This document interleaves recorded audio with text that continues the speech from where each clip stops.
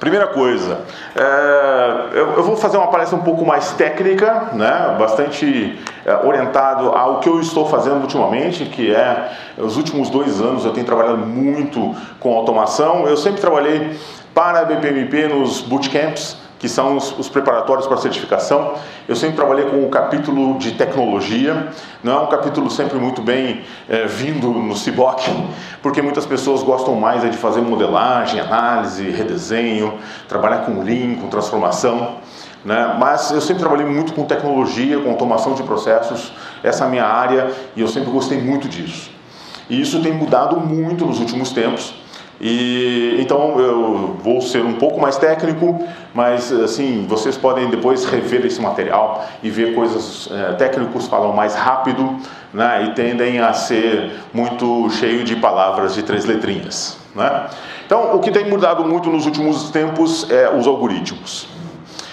Se vocês perceberem, a gente falou muito aqui sobre algoritmos, né, machine learning. Você falou bastante, né, na parte da manhã até sobre computação quântica, né? Então, os algoritmos realmente estão, eu tiro isso do livro do Harari, né, estão mudando a vida nossa no século XXI, né? Então, nas organizações, os processos são os algoritmos, as decisões são algoritmos. E eu vou falar basicamente aqui do que eu mais gosto de BPM, que são os estándares de BPM. Business Process Management, Notation, né, anotação para processos e anotação para decisões. Então, eu vou procurar mostrar para vocês aqui o quanto isso é importante para a organização. E o que nós temos hoje no século XXI é o dadaísmo, né, chamado no livro da Harari como a nova religião dos dados, e os algoritmos. Isso é uma coisa que está realmente acontecendo no nosso mundo. Outra coisa também que está muito em voga hoje é monolitos. Quebrar monolitos, né? Ontem eu visitei uma organização aqui em Lima, talvez o pessoal esteja aqui, mas não vou dizer o nome, mas eles estão utilizando ainda uma tecnologia de mainframe da década de 80. Claro que atualizada para os dias de hoje. Sistemas desenvolvidos para do outro século, né? Então nós temos muita coisa ainda que está ainda no século XX e nós não movemos ainda para o século XXI. Então nós temos que, nas organizações, uma grande necessidade das organizações é de quebrar esses monolitos. E uma das coisas que tem muito hoje em voga é se quebrar isso em microserviços. Não somente com uma visão técnica, mas sim de quebrar as coisas em parte. Aquilo que a gente levava antes, tempos de 1 ano para fazer um projeto, a gente consegue fazer em 1 mês. Então, nós estamos em tempos de resultados exponenciais e, às vezes, quando nós trazemos resultados realmente exponenciais, as pessoas tendem a não ter uma facilidade de acreditar nisso. E o que eu digo para vocês é que nós hoje temos técnicas, nós temos tecnologias que nos permitem chegar nessa velocidade. Muitas das tecnologias que nós utilizamos hoje são tecnologias open source, de código aberto. A questão hoje não é ter acesso a comprar uma tecnologia ou ter uma tecnologia na organização. A questão hoje é ter gente para conseguir usar essa tecnologia e tirar o máximo proveito dela. Então, com a questão de microserviços, nós conseguimos ter uma série de coisas, né? Simplicidade, encapsulamento, velocidade de entrega, uma série de coisas também que nós falamos hoje também aqui sobre orquestração e coreografia, bastante. Então, isso nos ajuda a melhorar a experiência do nosso usuário.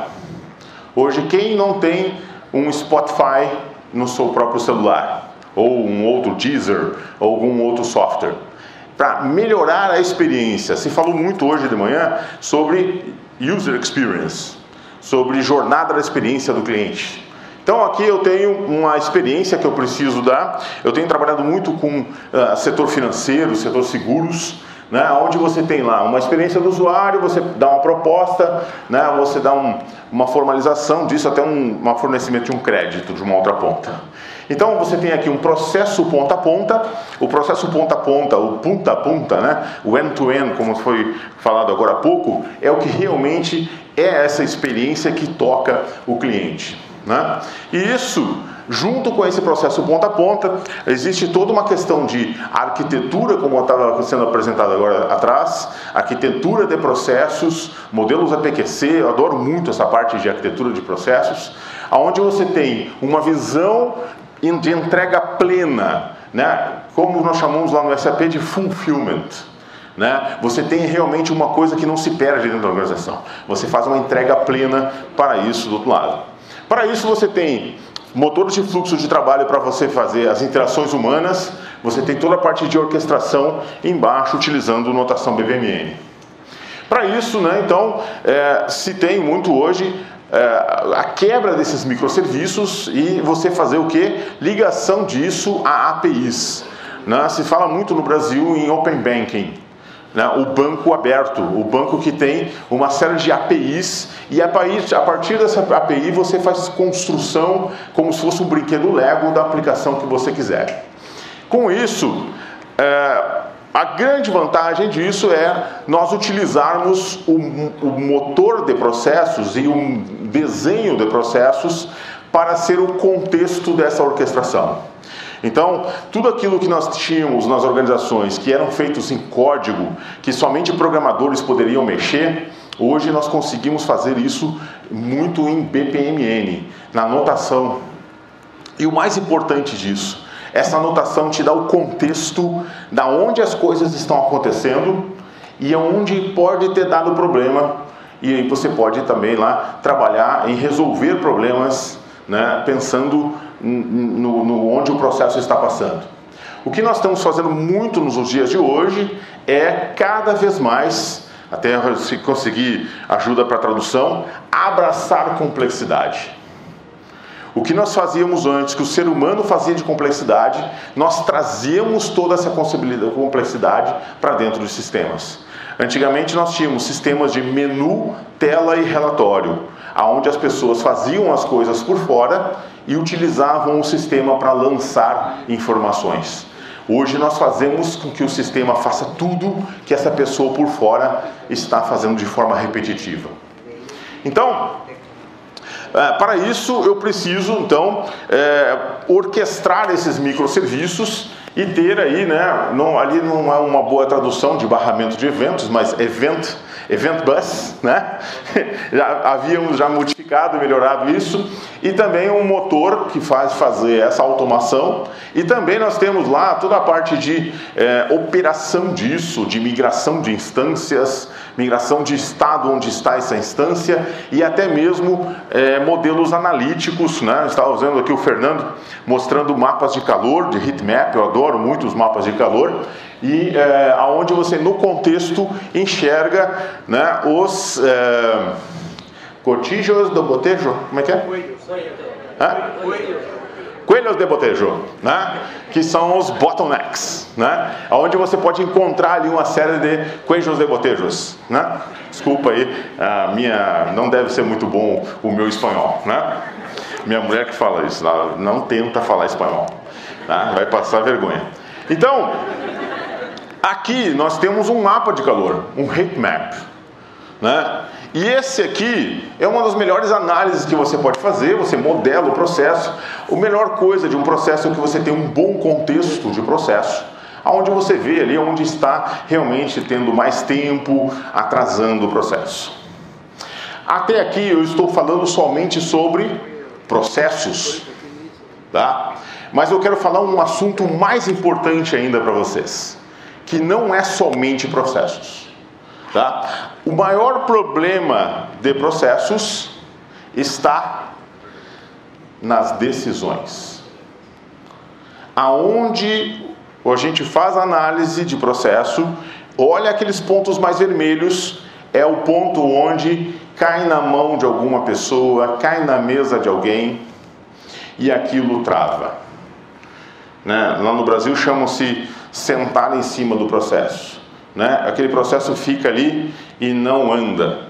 Por quê? Porque precisa da decisão de uma pessoa para ele seguir em frente. E aí nós temos toda uma questão de performance do processo. Se vocês perceberem, né, nós temos no Brasil, aqui também não é diferente, você hoje pode abrir uma conta, né, toda ela digital, sem interferência de uma pessoa, né, fazendo alguma coisa dentro daquela conta digital. Então, as decisões são muito importantes. Um conceito, e eu sei que aqui nós estamos discutindo sobre governo 4.0 também. Muito importante esse conceito para governo 4.0, serviços públicos. Nós temos decisões discricionárias na organização. Essas decisões discricionárias, elas exigem julgamento. Cai na mão de uma pessoa e ela julga se vai para um lado ou vai para outro do processo. E isso é o ser humano que faz. O fator humano é fundamental. Ele vai usar de experiência, ele vai usar de instinto, ele vai usar de bom relacionamento de comunicação, ele vai usar de uma série de outros artifícios que só o ser humano sabe fazer. E isso vai continuar, e aí a gente trabalha muito, como o Pedro falou hoje na primeira apresentação, em casos dinâmicos, são muito evidentes isso. Mas, por outro lado, nós temos as decisões vinculadas.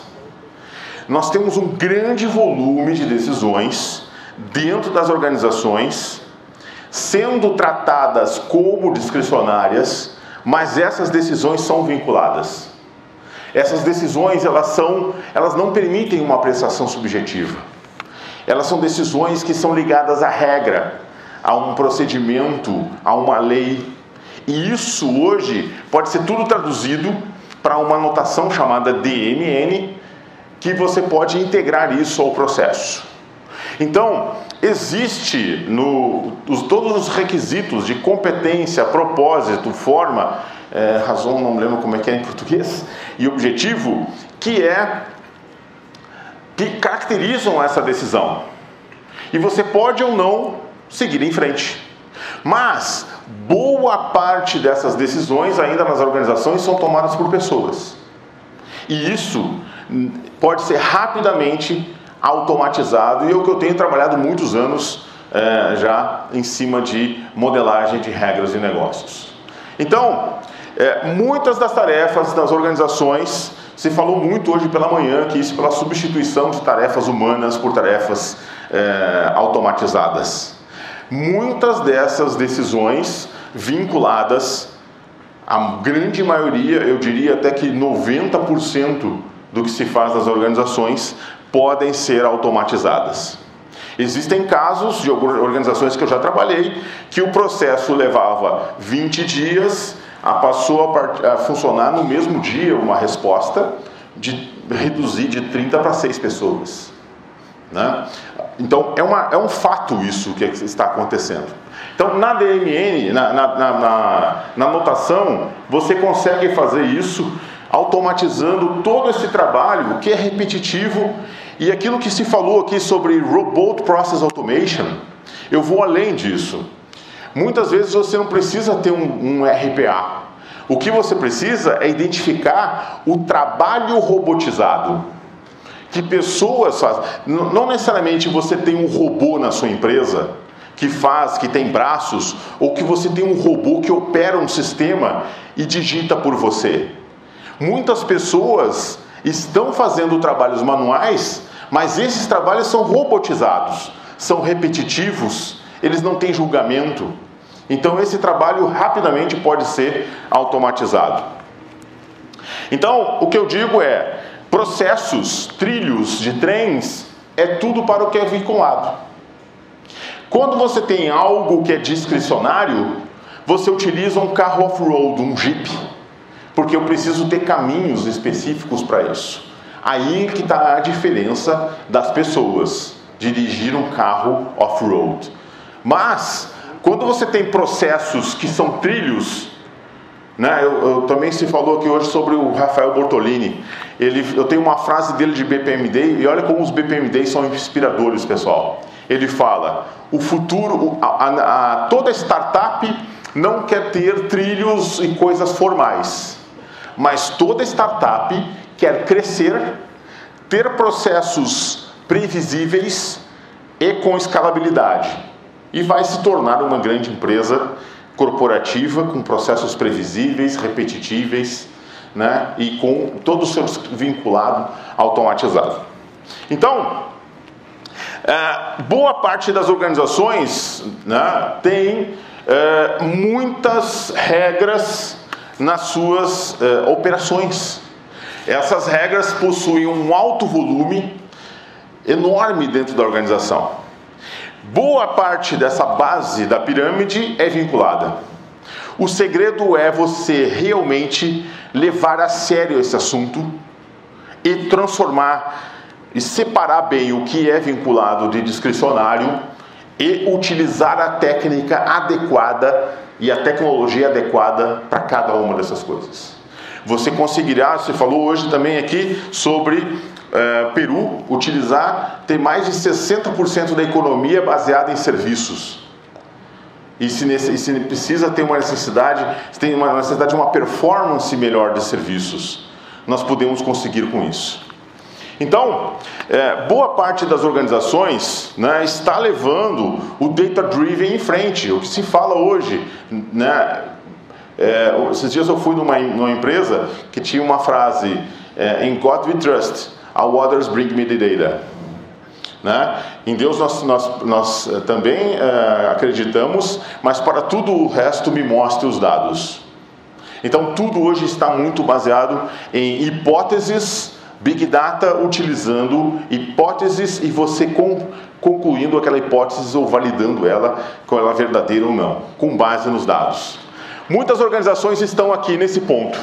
Ainda estão lá na década no século XX, utilizando Business Intelligence, fazendo data warehousings, né, utilizando ferramentas de inteligência de dados em cima disso. Mas boa parte das organizações podem chegar aqui, e para chegar aqui, pessoal, não precisa de uma tecnologia de ficção científica. Não adianta a gente ficar falando que eu tenho o Watson na minha empresa, é como o Miyagi colocou, que adianta dar um carro de Fórmula 1 para ele, né, se tem um piloto profissional com outro carro? Ele vai perder. Não adianta eu adorei a tua apresentação ali. Não adianta você colocar um grande software de inteligência artificial para você fazer se você não sabe dirigir aquilo ali direito. E para fazer isso que eu estou colocando aqui, não precisa nem comprar software. Já tem software open source há mais de 10 anos que usa isso. Eu uso isso desde 2005 com o Drums. E é open source. Tá? Então, para chegar nesse nível, a gente também tem algumas vantagens, né? Por quê? Qual é o impacto que você tem com isso? Você tem um impacto de cada vez mais ter regulações. E para isso você precisa garantir o cumprimento. Garantia de cumprimento da regulação. Diminuir risco, mitigar risco. Outra coisa que você precisa, chegar também na transformação digital. Fazer a transformação digital também é transformar trabalho robotizado em trabalho automático. E isso você vai ter decisões muito mais inteligentes. Eu tenho trabalhado em projetos que não trabalham somente com automação de decisões, mas que combinam isso com modelos preditivos em Python. Outra coisa também que não precisa nem comprar. Python é grátis. O que se precisa? Saber fazer. Né? Então, com isso você tem uma única fonte da verdade da organização. A single version of truth. Né? Uma única versão disso. Para governo, como eu havia comentado, quem é de serviços públicos aqui? Por favor, levante a mão. Eu achei que tinha mais pessoas, né? Para o governo, isso é fundamental. A modelagem de decisões, né? O modelamento de decisões para a automação dessas decisões. Transformar isso para conceitos que não são técnicos. E hoje eu trabalho muito com organizações que têm squads, que são inspiradas no Spotify Squads. Os squads geralmente são 10 pessoas, 5 são de negócios, 5 são de TI. Trabalham em conjunto na mesma mesa e eu treino pessoas para as próprias pessoas de negócio fazerem modelagens de decisões, traduzindo coisas que eles fazem de forma robotizada em alguma coisa que é automatizada. Como é que funciona isso? Eu pego um exemplo aqui de um projeto de distribuição de energia que eu trabalhei um tempo atrás, migrando isso, traduzindo esse regulamento. Aqui é um regulamento da empresa de energia elétrica do Brasil, e nós fizemos toda a tradução desse regulamento para regras de negócio, e descobrimos que não tinha qualquer regra discricionária. Traduzimos. E outra coisa que é muito importante, as regras, os procedimentos de energia elétrica são todos escritos na perspectiva do cidadão, não na perspectiva de quem distribui energia. Isso é uma visão que a gente fala sempre de BPM, do outside in, de fora para dentro. Traduzindo isso, montando também um abraçar a complexidade, onde pessoas tinham que conhecer a fundo aquela norma e dar decisões o dia todo, sendo uma coisa assim, não podendo sair de férias, estando lá sempre com aquela responsabilidade o tempo todo lá para poder assegurar o cumprimento. Então você pode trabalhar com diagramas mais alto nível, e o que se fala muito hoje por aí por fora, principalmente nas startups: abraçar a complexidade, fazer coisas complexas, e essa complexidade colocá-la nos algoritmos. Nós temos que fazer um reskilling, um upskilling de todas as pessoas das organizações. E isso já é falado por vários governos. Todas as pessoas das organizações precisam ser recapacitadas, treinadas novamente. Agora as pessoas não serão treinadas mais para fazer as coisas, elas serão treinadas para ensinar algoritmos. Isso é uma grande quebra de paradigma, pessoal. Eu trabalho com um cientista de dados que ele tem 65 anos. Ele é um cara que até depois ele vai ver esse vídeo. Foi um grande impacto para mim ver uma pessoa que trabalhava com códigos assembler em mainframe, hoje fazendo modelos preditivos em Python. O que ele passa o dia todo fazendo? Treinando o modelo. Ele treina o modelo. Isso aqui é muito importante, vamos treinar o modelo. E o que nós vamos fazer nas organizações, pessoal? Nós temos que pegar a capacidade das pessoas. Não é dizer assim, você será substituído por um robô, e as pessoas terem medo do robô, ou terem medo do algoritmo. Não é isso, pessoal. Você vai ter um novo colega. O seu novo colega quem é? O robô. O seu novo colega é o algoritmo. E você vai ter que conviver com o algoritmo. E você vai cuidar do algoritmo.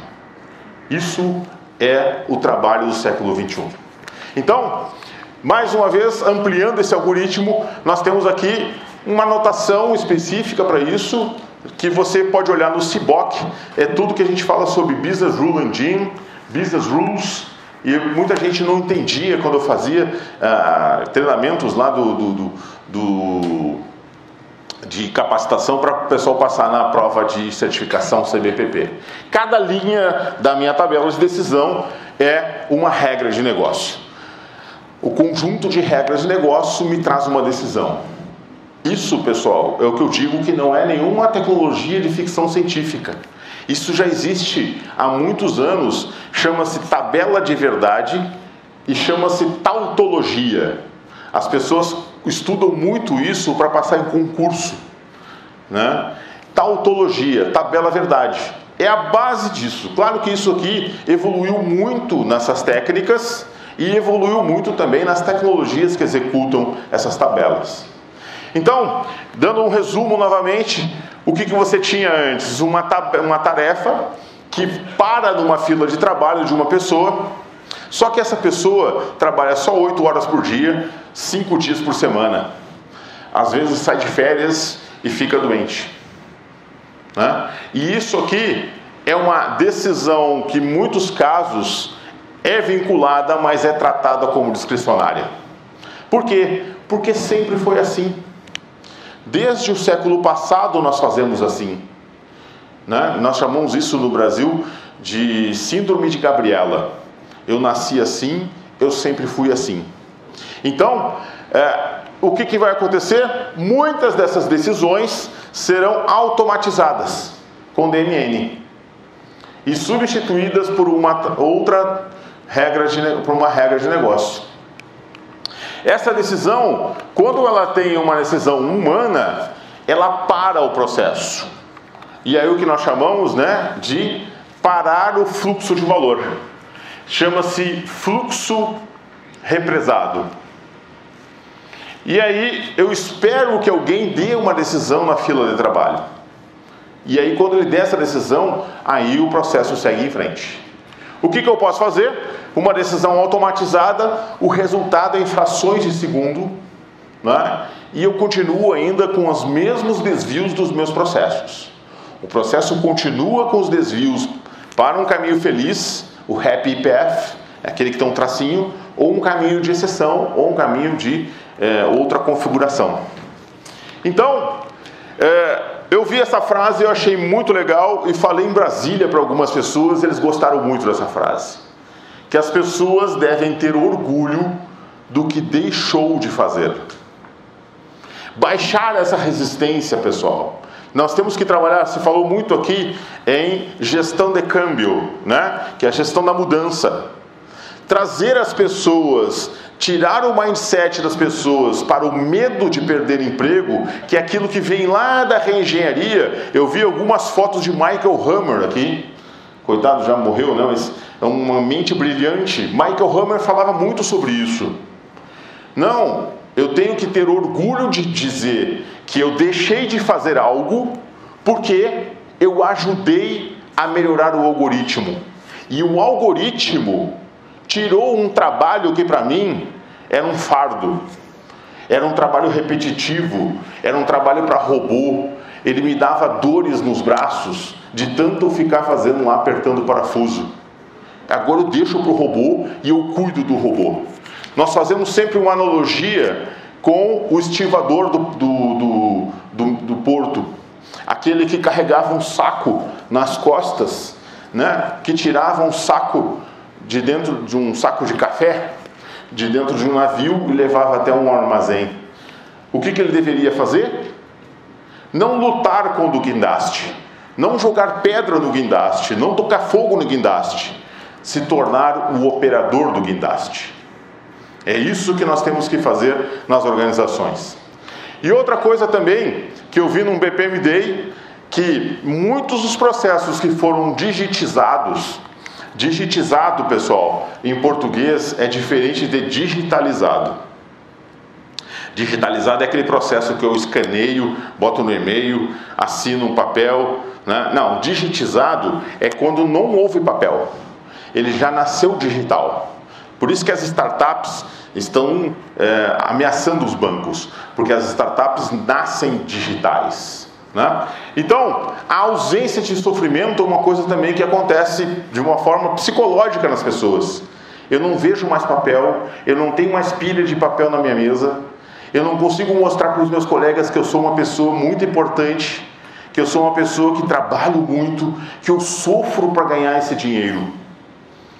Hoje eu decidi com a minha esposa que eu vou trabalhar somente 4 dias por semana. Eu abri mão de trabalhar um dia a mais toda semana, para se trabalhar com mais inteligência e menos força.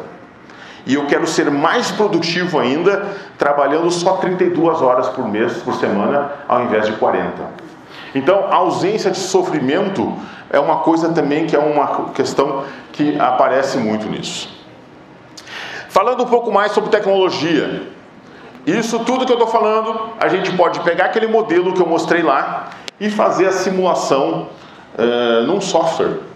E aí eu coloco os parâmetros ali e o software me diz, com aquele algoritmo que eu faço rapidamente, Que parâmetros eu vou utilizar naquele caso ali, é que equipe eu mando. Eu mando uma equipe mais complexa, um caminhão muito grande ou um caminhão pequeno para fazer a ligação de energia elétrica. Antes disso, nessa organização, tinha uma pessoa que decidia por isso. E nós descobrimos que isso não há qualquer julgamento subjetivo ali. É uma ligação urbana, é uma ligação aérea, residencial, de tantas coisas e tal, é uma equipe tal com tais equipamentos. Então, isso você pode modelar isso numa ferramenta e automatizar. Existem várias ferramentas no mercado. Eu já trabalhei com Druze e JBPM um tempo atrás. A primeira vez que eu fiz fazer um curso de BPMN fora do Brasil, em 2006, eu aprendi que não se colocava pergunta em gateway. Não se pergunta ali não há uma pergunta, que é um desvio. E já desde lá, eu nunca fiz mais outro projeto que não tinha um motor de regras. Hoje, eu trabalho para uma empresa alemã, chama-se Camunda, é aquela ali que está ali em cima ali. E eu faço questão de mencionar o nome deles, porque eles me ajudam bastante. Eu faço muitos projetos com eles. E estou patrocinado para estar aqui hoje, para poder estar com a minha família, junto com eles no fim de semana, com um parceiro da Camunda. Então, outra coisa que eu posso fazer também é simular, criar cenários de teste. Vamos pegar assim, o que nós temos que fazer, pessoal? As pessoas de negócio, eu tenho algumas empresas que eu trabalho, que as pessoas criam grupos no WhatsApp para fazer brincadeiras. E essas pessoas são pessoas de negócio que já sabem fazer um payload em JSON. E elas ajustam o payload do JSON, que é aquele arquivo ali, ó, que você coloca os parâmetros e faz o teste. Essas pessoas criam cenários de teste para cada coisa que eles criam a mais lá nas tabelas de decisão. Eles mesmos fazem essas validações. Com esses softwares que eu faço testes, eu já gero código. E eu posso integrar isso com a linguagem que eu quiser. E ele já gera para mim, eu quero fazer isso, eu quero colocar isso lá no site da empresa, ele me gera o código em JavaScript. Né? É um REST, é um microserviço. No momento que eu já distribuí essa regra, ela já se tornou um microserviço. Eu já tenho uma parte do código construída por pessoas da área de negócio. E digo, olha, programador, bota esse código lá do JavaScript no framework que eu quiser aqui e integra isso para mim. Está feito. Tá? Então, aqui depois é uma visão de qual regra eu acertei no servidor. Isso rodando já lá na parte quando eu distribuí isso. Posso ver os resultados. E essa aqui é uma outra constatação. Eu tenho os créditos aqui de um dos fundadores da Camunda, o Bernd. Eu vi um vídeo dele. Tá acabando o tempo, tá ok. Que aonde eu tenho a mudança de colunas é uma mudança que impacta nos sistemas, mas novas regras com coisas que não mudam muito no sistema, tá? Então aqui nós temos então mudanças contínuas. E o que tem mudado bastante nas empresas que eu tenho passado, você distribui uma versão o momento que você quiser. Não precisa parar o fim de semana para distribuir uma nova versão. Não precisa mais fazer freeze de sistema para botar uma versão nova no ar. Você vai ter continuous delivery e continuous integration o tempo todo. Com isso, aqui existe um framework que eu criei há um bom tempo. A gente já fala em BPM com um ciclo de vida, onde você tem um framework que você consegue construir as Is to be. Só que uma das coisas que aconteceram nos últimos 2 anos é isso aqui, pessoal. DevOps, desenvolvimento e operação. Isso mudou muito, né? Hoje, quem manda não é o analista de processo, é o developer, o dev.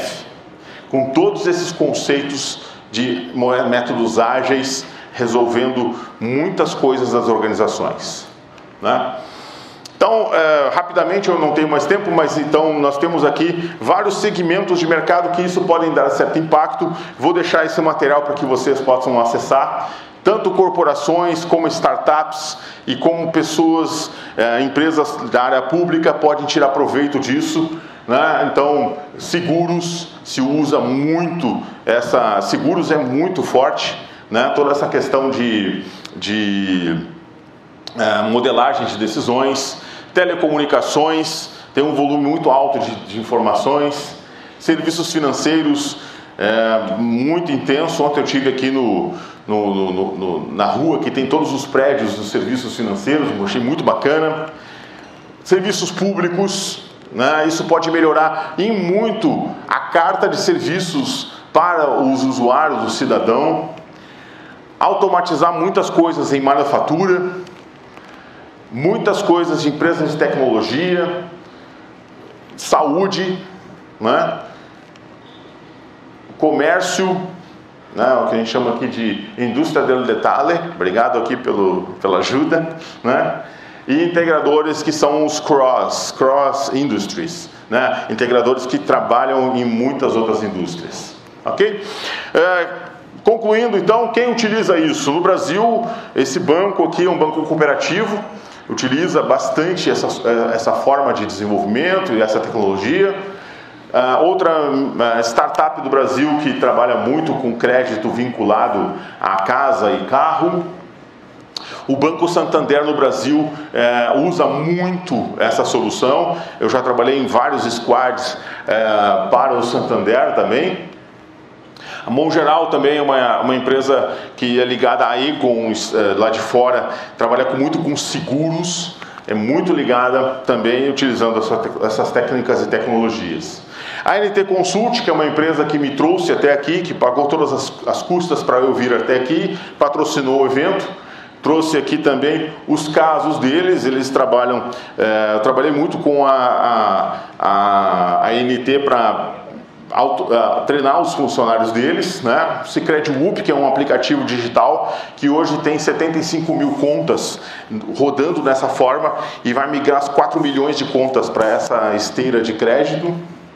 O Agibank, que trabalha também muito com Customer Onboarding, uma empresa de mídia do Brasil muito grande e que trabalha também toda a questão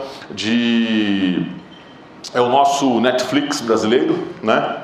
A Greenbox é uma empresa muito inovadora de São Francisco, também usa isso com tecnologias integrando isso com blockchain. A 24 Fitness é uma empresa que tem um volume enorme de vendas de e-commerce, que trata o processo de ponta a ponta, desde o momento que você compra um tênis no site deles até esse produto chegar à sua porta. E eu trabalho muito hoje, estava conversando com alguns amigos aqui, eu tenho um treinamento Manos en la Massa, tá? E vai acontecer em dezembro, em Porto Alegre, tem um voo da Avianca direto para lá, quem quiser ainda dá para poder participar. E eu estava comentando aqui, de repente fazer esse treinamento aqui em Lima. E voltarmos aqui para comer mais ceviche, né? E tomar mais pisco, né? Se a esposa disse que sim, aí facilitou tudo, tá? Então, eu acho que é uma boa, né? O que tu achou, Beno? Boa, isso aí, então tá. E quem sabe até em janeiro, por aí, quando não tem na escola, né? Muito bem. E eu quero convidar todos vocês, tá? Eu estou gravando ali com o meu celular, mas não dá para fazer agora, a fazermos networking. Isso é muito importante, pessoal. A gente faz muito isso no Brasil, tá? Vocês abrem o aplicativo do LinkedIn. Aqui embaixo tem dois bonecos ali. E ali eu não sei como é que é em espanhol, mas é na sua área. Você ativa o Bluetooth e as pessoas todas aqui se conectam, se quiser, claro, né? Se conectam à sua rede. Quando eu terminar a palestra aqui, eu vou ligar meu Bluetooth também e a gente consegue fazer networking, porque nós criamos a BPMP há muito tempo atrás, há mais de 10 anos atrás, e basicamente o que ela trabalha é compartilhamento de conteúdo e networking. Uma coisa leva a outra. Não seria o networking que eu tenho com o Augusto, não estaria aqui. Não teria o networking que eu tenho, não teria uma empresa que pagaria todos os custos para nós virmos até aqui e patrocinar um evento. Networking é fundamental, pessoal. E muitas graças!